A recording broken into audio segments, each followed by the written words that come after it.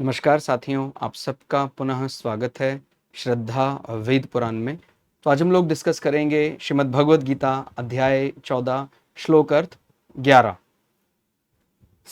सर्वद्वारेषु देहेऽस्मिन् प्रकाश उपजायते ज्ञानं यदा तदा विद्या द्विवृद्धं सत्वमित्युत। भगवान श्री कृष्ण अर्जुन को समझाते हुए कहते हैं कि सत्व गुण के क्या क्या लक्षण हैं। हम अपने शरीर में, अपने जीवन में किस प्रकार के बदलाव देखेंगे तो हम ये मान सकते हैं कि हमारे जीवन में सत्व गुण बढ़ रहा है। तो भगवान क्या कहते हैं, जिस समय इस देह में तथा अंतःकरण और इंद्रियों में चेतनता और विवेक शक्ति उत्पन्न होती है, उस समय ऐसा जानना चाहिए कि सत्वगुण बढ़ा हुआ है। पढ़ने में तो एक सामान्य सा वाक्य लगता है कि भाई कुछ चेतना की बात हो रही है, कुछ विवेक शक्ति की बात हो रही है, बस उसी को सत्वगुण समझ लेते। लेकिन इसका बहुत गूढ़ अर्थ है कि भाई हमारे इस शरीर में और इस शरीर के भीतर भी, अंतःकरण में, अब जो पूरी तरह मैं मेरा मेरा करता रहता है, उसके लिए तो सामान्यतः अंतर मन में क्या चल रहा है, आत्मा क्या है, वो कभी विचार ही नहीं करता है। और जो थोड़ा बहुत ये कभी ऐसा विचार करता है, हाँ मैंने सुना है आत्मा का ध्यान करना चाहिए, उसको भी मात्र हम केवल उसने सुना है तो भी हम उसको ऐसा सत्वगुण बढ़ गया नहीं कहेंगे। सत्वगुण बढ़ गया कब कहेंगे, जब वो अपने शरीर में चेतनता, यानी चेतन शक्ति को हम क्या बोल रहे हैं कि भाई चेतन शक्ति इस जड़ शरीर को जीवंत करती है। ये भी कह सकते हैं शरीर में रहने वाला शरीरी, उसका कोई ऐसा कोई शरीरी का स्वरूप नहीं है, वो जीवन शक्ति है। और उसको कोई कोई जो लोग ध्यान में लगे हैं, उपासना में लगे हैं, वो अपने शरीर में महसूस करने लग जाते हैं कि हाँ मेरी चेतना शक्ति बढ़ी हुई है। और जब वो आंख बंद करके बैठते हैं तो वो अंदर निहारने लग जाते हैं। वो कोई 4 मिनट या 5 मिनट एक्सीडेंटली बैठ गए ऐसे ही ध्यान में, किसी ने बताया था ऐसा नहीं, उनको आनंद आने लग जाता है ध्यान में बैठना। अंतःकरण की ओर जाना उनको और अच्छा लगने लग जाता है, लुभावना लगने लग जाता है। उनको ऐसा लगता है जैसे मैं तो इसी काम के लिए बनाऊं, मुझे इसमें आनंद आने लग जाता है। अगर ऐसे शुभ लक्षण दिखाई दें जीवन में तो हम सत्वगुण की ओर बढ़ रहे हैं। और क्या कह सकते हैं, देखिए बोलते हैं ना, जो विवेकहीन मनुष्य है वो राजसिक तामसिक प्रवृत्ति की ओर ही जाता है। और जो विवेकवान है कि भाई क्यों ऐसा करना है, ये विचार तो करता है क्यों, कहां, कैसे, कि भाई मेरे मन में आया इसको दंड दे दो। लेकिन आप मन में प्रश्न कर सकते हैं क्यों देना है दंड, कि भाई इसने गलत किया है, तो ये गलत किया है ये कौन तय करेगा? मेरा मन तय करेगा, शास्त्र तय करेगा, कौन तय करेगा? तो जब हम अपने मन में क्यों, कहां, कैसे ये उत्पन्न करेंगे और वो बाय द बुक, यानी हम शास्त्र मर्यादा के अनुसार, मेरे शरीर में कुछ हार्मोनिक बदलाव हो रहे हैं, मैं उनसे प्रेरित होकर कुछ प्रश्न करने लग जाऊं। आप समझते ही होंगे कि शरीर में जैसे जैसे पॉजिटिव या नेगेटिव हार्मोन बढ़ते या घटते, उनको काबू करना आना चाहिए। ये बड़ा वाक्य चलता है कि भाई हाँ मेरे मन में जो आएगा मैं वो करूंगा। ये अगर आप ऐसे करेंगे तो आप फंस जाएंगे, बहुत बड़ा अनर्थ हो जाएगा। हम कई बार मन में कोई विचार उत्पन्न होता है तब भी उसको दबा देते हैं, अगर वो हमारी आदिता अशास्त्रीय है। और मन में उत्पन्न नहीं हो रहा है, मन में नहीं आ रहा, फिर भी वो करते हैं, अगर वो वाकई समाज के कल्याण के लिए है। हो सकता है उस कार्य में मुझे संभवतः थोड़ा कष्ट भी हो कि भाई सुबह उठकर समाज की सेवा के लिए जाना है, तो उसके लिए मुझे अपना शैया सुख का त्याग करना पड़ेगा। अब कोई कह सकता है कि नहीं, मन तो नहीं कर रहा है मेरा शैया सुख का त्याग करने का, फिर भी करना ही है। तो ये इस प्रकार हम जो मन को अच्छा लग रहा है उसको अच्छा नहीं मान रहे, जो वास्तव में अच्छा है, चाहे वो मन को अच्छा लगे कभी कभी और चाहे ना भी लगे, फिर भी हमें उसको वो करना है। तो ये जो विवेक शक्ति जिसके अंदर जागृत होने लग जाती है और वो बढ़ने लग जाती है, यानी एक पॉइंट पर आकर रुक नहीं जाती। जैसे कोई ऐसा ग्रुप हो जाता है, उसमें सब मूढ़ व्यक्ति हो अगर, कि भाई इसको मार डालो, क्यों मारो, कहते इसने मेरा अपमान किया, तो ये मूढ़ता यानी तमस की निशानी।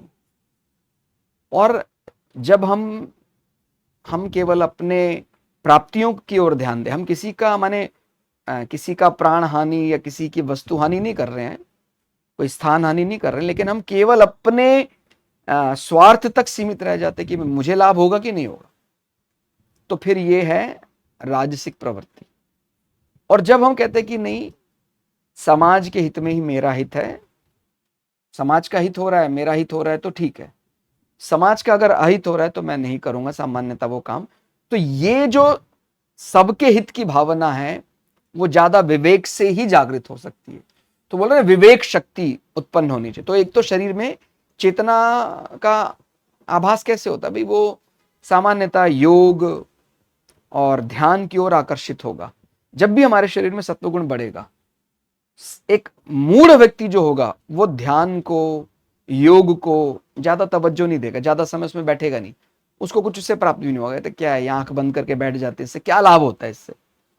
और जो सत्व की ओर जा रहा है वो ध्यान लगाएगा, पहले 5 मिनट, 10 मिनट, 1 घंटे, फिर कई कई घंटे ध्यान में बैठा रहेगा।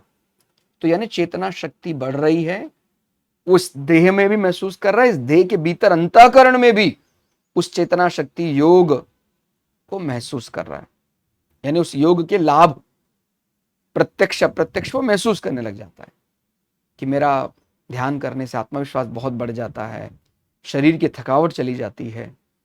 तो ये इस प्रकार के लक्षण अगर हमारी शरीर में उत्पन्न होने लग जाए कि नहीं मैं ध्यान करता हूं, और शरीर के अलावा फिर वो उसको अपने अंतःकरण में भी महसूस करे, यानी केवल वो शरीर तक सीमित ही ना रहे,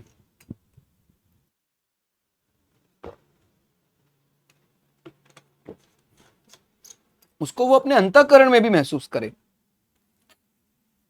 भाई मेरे शरीर में तो ठीक है, मेरा आत्मविश्वास बढ़ गया, अब मैं जब ध्यान करता हूं तब भी मैं ऐसा दोनों नेत्रों के बीच में काफी देर तक देखता रहता हूं, मुझे बहुत अच्छा लगता है। ऐसा लगता है कि मेरे शरीर में मैं आत्मा अनुभूति करने लगा हूं। तो यानी हम धीरे धीरे अब सत्व गुण की ओर बढ़ रहे हैं। हालांकि देखिए, मैं आत्मा अनुभूति करने लगा हूं उसके कहने से ये तय नहीं होगा। आत्मा को अगर साक्षात्कार हो गया फिर तो हमें सत्व के भी और आगे बढ़ना पड़ेगा, वो तो और एक आगे कदम है। लेकिन यह है कि अगर हम उस ज्ञान की ओर भी आकर्षित हो रहे हैं, जो चेतना शक्ति है, शुद्ध ज्ञान है, उसकी ओर बढ़ रहे हैं अगर हम, तो ये बड़ा अच्छा लक्षण है। तो ये सत्वगुण है। इसको थोड़ा और अगर एक वाक्य में समझना हो, जहां ज्ञान और विवेक का प्रकाश बढ़ता है वही सत्वगुण का उदय होता है। शरीर के सभी द्वारों का क्या अर्थ है, कहते हैं कि यहां शरीर के द्वार से आशय हमारी इंद्रिय, मन, बुद्धि है। इन्हीं के माध्यम से हम शरीर को माने संसार को देखते, सुनते, समझते और निर्णय लेते हैं। तो एक प्रकार से हम धीरे धीरे धीरे धीरे इंद्रिय, मन, बुद्धि से ज्यादा अनुभव करने लग जाते हैं, चेतना का विस्तार सभी में हो जाता है। तो हम कोई भी गलत निर्णय अपने इंद्रियों से, अपने मन बुद्धि से सामान्यतः नहीं लेते हैं। प्रकाश का क्या अर्थ है, यहां प्रकाश का अर्थ है बाहरी रोशनी नहीं बल्कि भीतर का ज्ञान, विवेक और सही गलत की पहचान। तो हमारे अंतःकरण में एक माने बोलते हैं कि दिव्य प्रकाश चेतना आ रहा है, तो उसका अर्थ क्या होगा कि हम भीतर के ज्ञान का इस्तेमाल करते हैं कि नहीं ये सही है, ये गलत है, मेरी चेतना शक्ति मुझे बता रही है। जब व्यक्ति बिना भ्रम के सत्य को समझने लगता है तब उसके भीतर का ज्ञान का प्रकाश जागता है।